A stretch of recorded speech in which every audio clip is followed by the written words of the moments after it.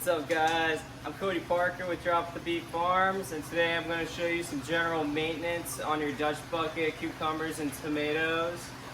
So right now, these guys are growing pretty big, and it's a little bit of chaos going on in here. So to start, when I first go through here, once these guys start fruiting, I'm a little bit behind, but we actually just got to start doing some serious trimming on the bottom leaves. So I take my cutters, and I like to sterilize with isopropyl alcohol.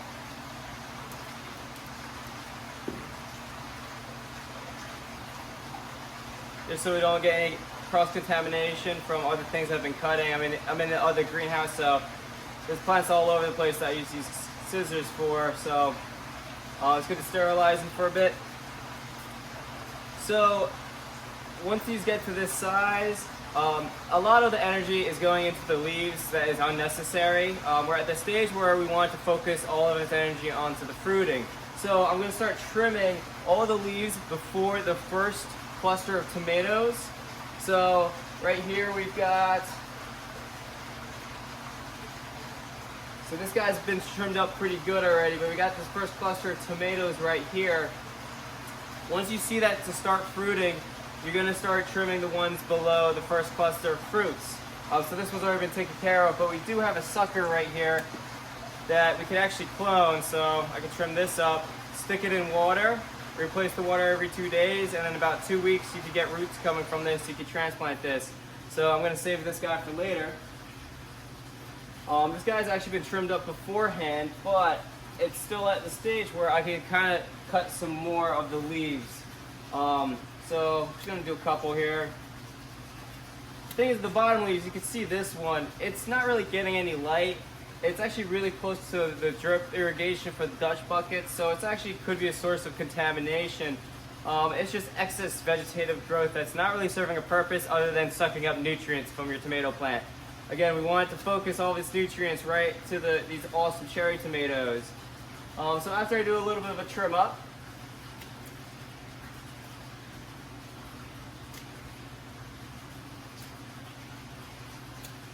and I say that's pretty good for right now.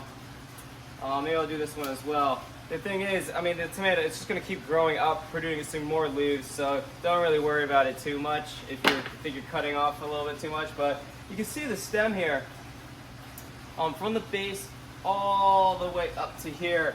What we're doing is trellising them in such a way that they are actually growing sideways. So the bottom of the stem is going to I'm starting to train it to grow sideways. These guys can get very tall, about 9 feet tall or more. We only have 4 feet of head space at this portion of the greenhouse. So we're going to start trellising on this string. And the way that I do that is with zip ties. There is those clip type of like trellis clips that can hold the string in place and also keep the plant in place. I'm just going to use zip ties just because I have a lot of them and I don't feel like buying extra stuff. It's worked out pretty well for me. So I'm just going to bring this up to about here. Put the zip tie on. And it's very important that when you put the zip tie on, that you don't choke out the stem as it's growing. So you want to give plenty of space. I got probably 2.5 to 3 inches wide of a circle around this, which is plenty, just to kind of hold it in place like this. All right, so now we're going to start trellising it this way. We have all these plants I'm orienting in the same direction. With Dutch buckets, we have a lot of tomato plants that are really close together, so I want to make sure they're all on the same page. So if they're going all the same direction, they can all get the same amount of light without having to get intertwined and tangled up with each other. So the way I tied this up at the top is just with a fisherman's type knot. I could easily untie it. I could give it some slack.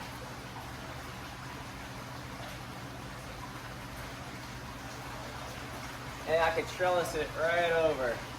So I slide it over just a little bit, and then I do that fisherman's knot. Kind of hold it in place. So you can see this got oriented a little bit over to the side, and this is just going to keep on growing. It's going to be incredible. It's going to grow sideways most of the time, and this is going to probably get a little bit higher. See how high this one gets, but the point is to let a little bit of slack. That's why I have a lot of slack in this line. Let a little bit of slack go, drop it off to the right or to the left, and then it's just going to keep on growing, get plenty of light. You can see these awesome tomato clusters that we got going on. This is Sakura cherry tomato, and it's doing pretty well. So after I get this stage all set up, got a trellis, I got some excess vegetative matter removed as well as the suckers. We actually got a big sucker up here. For the way that I'm taking care of these plants in the Dutch buckets, it's really good to remove all the excess suckers. Even this guy, I don't know if this is in the camera view, but he's got a huge sucker right here. And you can see the suckers or any auxiliary growth that are growing between the armpits of the leaves and the main stem. You can tell what's a sucker by the main stem here has a flower cluster on it. You can see here as well. We have actually a big sucker on this one.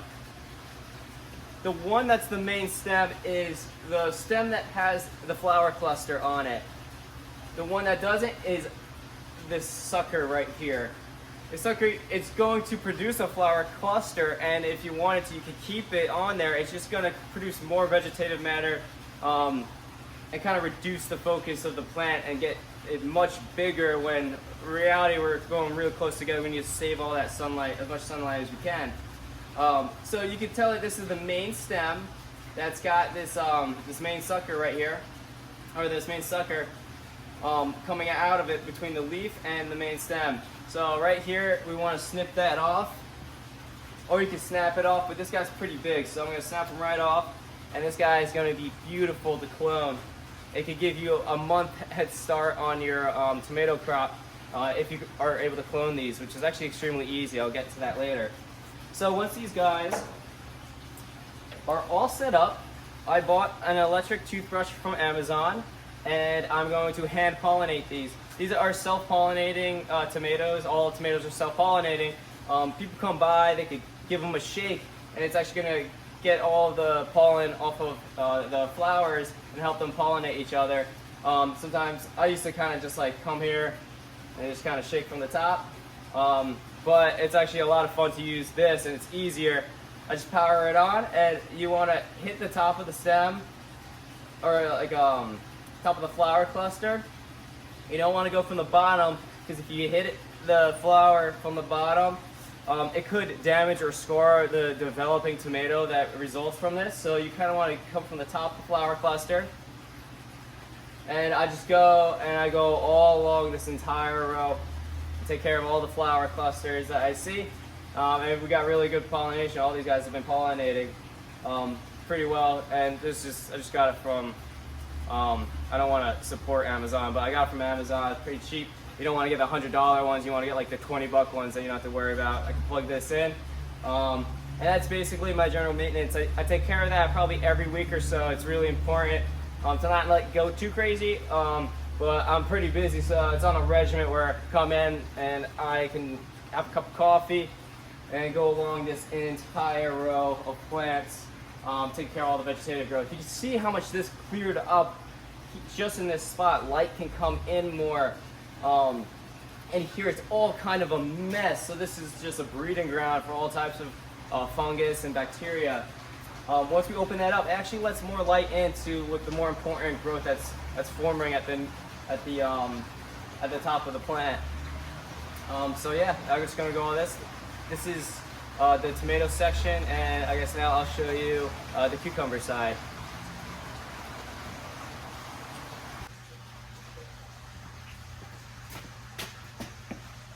Oh my gosh, these cucumbers are absolutely crazy. This is Corinto cucumber, and I'm doing two plants per bucket, and it becomes a mess so fast. These guys were growing. It took them a while to catch up because I was pretty delayed in transplanting. I messed up the nutrients a little bit while they were seedlings, and once they started started kicking off, it's incredible. The amount of cucumbers I've gotten and noticed within the past week is absolutely insane. So I definitely recommend Corinto for a Dutch bucket method. You can see these guys are just absolutely beautiful. I mean, look at that cucumber. It's perfect. And these guys are producing like crazy. So I have a big mess here that I gotta take care of. The bottom leaves I'm not so worried about cutting so much. Maybe if there's some disease issues, but these don't have too many disease issues. What I really want to focus on is any extra suckers or little tomatoes that are coming from the armpits of the plant. So you can see this cucumber right here. There's one cucumber coming out of this armpit. That's good. If there's more than one cucumber, you want to trim the smaller cucumber. You don't want to have 2 or 3 cucumbers growing from one armpit. You only want one cucumber. Also, any suckers coming from that armpit, you want to trim out as well. And you can do this, from the beginning, it's the most important to trim out any extra suckers. Once it gets to this point, I take care of it about every week or so. So I just check and see any suckers. You can pinch them right off. Also, don't toss it on the floor like I just did. You actually want to put it into a receptacle like a bucket or something and toss out later, because disease issues can be a problem here. We're growing plants really close together, so if one of the plants decides to be susceptible to diseases, the whole entire system can catch the same exact thing. So you want to be really careful. So after you take care of any suckers or any extra cucumbers, these also have to come out. These guys aren't taking any energy out of the plant, but what they are doing is they're wrapping around each other's leaves and making it a whole tangled mess that you see here right now. So cutting it off actually helps you trellis it better without having to worry too much about it. You can see this one's trying to catch onto this leaves. It just makes a mess. It wraps around everything. So it really helps you tidy up the plant just by getting rid of these guys. So once you get to that point, I have to trellis these guys.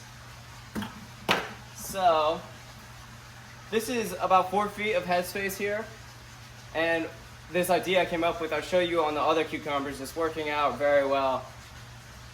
I'm trying to grow these plants out sideways. Normally you grow them up 8 feet and then you would let them trellis back downwards, just kind of hanging down once they reach the top. For here, I don't have that kind of space, so I'm actually going to trellis them up 4 feet and then sideways 4 feet. So it's a little bit of a rigging situation that I have here, but you can see how this guy kind of decided to trellis himself. I put a zip tie right here, and then he found his way over. Normally, if he didn't catch himself like that, he'd be hanging down just like this. So I'm going to lift this up, put him right back where he was, and I'm going to put a zip tie on it. Now I got some space so that it's not actually touching the polycarbonate. It's going to get really hot during the summer, so I don't want the leaves to burn. But this is going to keep trellising up this way, every single one of these guys, and the cucumbers are going to be hanging down. So it's going to be a pathway where you can kind of pick cucumbers from above. I think it's going to be awesome. I'll show you down there what I'm talking about.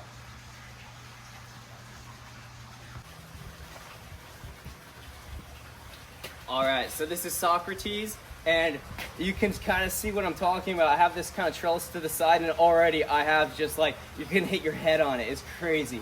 All these guys are producing really, really well. The Socrates got a little bit of a, I think it's like a fungus issue. So I need to spray with copper for these guys. Be careful not to cross-contaminate this side with the other side. So I usually work on that side first, and then I'll trim this side just so I don't have any cross-contamination. But you can see it, it's like, so cool. Yeah, so that's how I'm trellising these cucumbers. Now I'm going to show you how to clone those tomato suckers from earlier.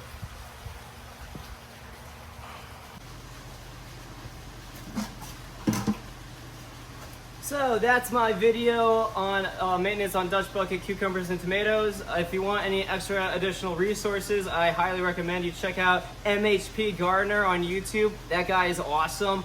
He's the guy that actually inspired me to start doing my own Dutch buckets.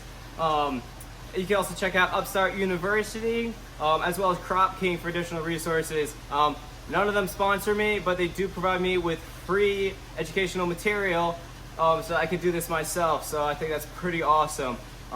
So good luck on your own Dutch bucket method. And if you got any questions, just drop them down in the comments.